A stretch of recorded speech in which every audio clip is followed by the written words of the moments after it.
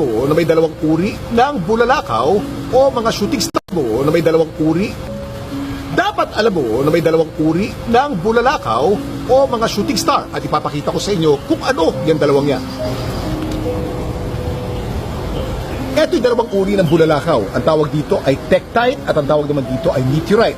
Ang meteorite ay galing sa kalawakan, galing sa space, galing sa isang bahagi ng asteroid, nahulog sa Earth at sobrang bigat nito dahil wala mga oxygen molecules ito at napakabigat, 4 times na mas mabigat sa batong makikita sa planet Earth. Ang tawag dito ay Canyon Diablo Meteorite at nakita ito 50,000 years ago doon sa Arizona. Ang tawag naman dito ay tektite.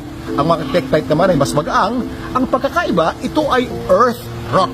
Millions of years ago, may isang meteor na tumama sa Earth at nagkaroon ng debris. Yung debris lumipad papunta sa kalawakan at pagkatapos bumagsak na naman papunta sa planet Earth.